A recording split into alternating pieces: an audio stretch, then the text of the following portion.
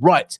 Let's talk a little bit then about Venezuelans in Portugal, and hope to have some Venezuelans join us on the screen. Nothing about them without them, I would say. I didn't manage to have that happen in time today, however. We are building the United Nations of Portugal, and what better prompt would I have than what happened over the weekend, bringing attention to the plight of Venezuelans. And let me read to you from the resources I'm building here. Approximately 28,000 to 35,000 Venezuelans actually live in Portugal. The 9,000 number is old. Okay, so as Grok would suggest, 28 to 35,000 Venezuelans live in Portugal, so a considerable community. As one of the most recent available data suggests, from 2020 onwards, reliable sources including UN estimates and migration reports cited in Statista and Datos Macro indicate 27,000, nearly 28,000 immigrants residents of Portugal as of 2020 to 2023. A 2025 report of Venezuelan Community Association in Portugal estimates the community around 35,000. Older or less precise figures, and this was the first number I came across on a missionary website, the Joshua Project, strangely enough.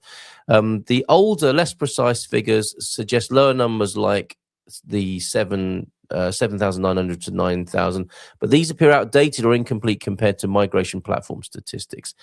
And a little bit of history here, in case like me, you didn't really know a lot about Venezuela.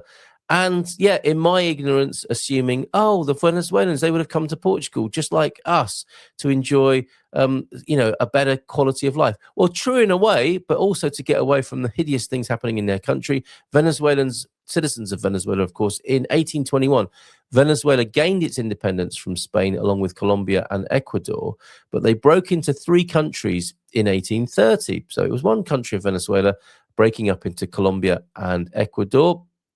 In 1830, Venezuela was a prosperous country until an over-reliance on petroleum, coupled with disastrous governmental economic policies, drove the nation into poverty and eventually into a humanitarian crisis.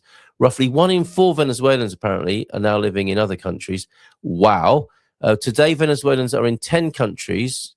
I mean, that must be a generalization, largely in 10 countries, presumably, most of which are in Europe and North America. One of these countries is Portugal. What are their lives like? Primarily because of the need to flee the country in haste. Only wealthier Venezuelans left with passports and other essential documents. Those who fled to other countries might be from poor, middle class, or wealthy backgrounds. They are developing networks that help them build social networks and pressure the Venezuelan government to change its policies. Those who find work in Portugal send their money to their families in Venezuela, apparently, wherever they live. The most Venezuelans are Roman Catholic with an evangelical minority, according to the Joshua report. Now, those are the stats there then on the Venezuelan community here in Portugal. Here's a personal story, which I think it's okay. Let me just check. I think it's okay to share this because it was something. Actually, I won't share this. There's some pictures that I think probably shouldn't be. So I'll just read it out to you. And I will put that Portugal Club Venezuelans data to do with Venezuela back on the screen as I tell you about a personal story here, which is pretty hair-raising. And this has been reported by a chap called Jake, who I reached out to. We'll see if anyone gets back to me from the Venezuelan community. Of course, they might not want to talk live. They might not want to talk to me at all. But I am trying, and we should have Juan live from Spain tomorrow morning. But this is from a social media post. It is in the public domain, so I think it's okay to read it. If only to give you a sense of what's been going on over there from a first-person perspective. People cry government overreach over policy debates. My fiance, this is Jake's fiance, fled her country after kidnappers said, "Your sister is next." Let me tell you about real overreach. Stop calling it corruption, this man writes.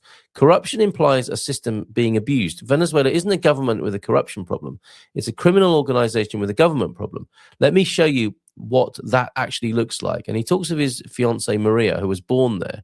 Her father built a business from nothing, real sweat, real sacrifice. Then Hugo Chavez nationalized it. He broadcast the expropriation on national television, announcing the name of the business he took and the name of the person who owned it. What the criminals heard was simple. The family has money. Within days, her brother was kidnapped, 24 hours of terror until the ransom was paid. And when they released him, they told him something that still makes my blood run cold. This is what Jake is saying. We're coming for your sister next. She didn't leave Venezuela for opportunity. And this, I suspect, is how it is for many people who find themselves in Portugal. They've left here to save their lives and lives of family members. She fled for her life. Her brother fled. Her parents fled. Her whole family scattered across the globe just to survive. This is what 27 years of revolution produced. And I won't go into any more detail, but you get the picture. It's a grisly situation. 8 million refugees, one of the largest displacement crises on earth, I think, after Syria. So that's what we're dealing with the Venezuelan community, some of whom have ended up here in Portugal, and we will do our best to chat with them and find out what they make of the situation. That is not a small thing. That's everything. This continues. Argue policy all you want. That's your right. But words matter, because 8 million Venezuelans would trade their government for your overreach in a heartbeat. It's not healthy to have neighbors who hate everything you love, especially your freedom. And one other thing here, one perspective on this, and this is who I'll be speaking tomorrow, Juan Pablo Sanz, in the public domain again on social media. Imagine how effed up, I don't think that means fed up, we are in Venezuela, that we're celebrating someone else is bombarding us. I mean, it does come to something, doesn't it, when you put it like that? This is from a Venezuelan. Imagine how effed up we are in Venezuela that we're celebrating someone else bombarding us. My goodness. We will talk to Juan tomorrow about that, and we'll see if we can speak to any other Venezuelans in the meantime. Right. Let's go back to your comment.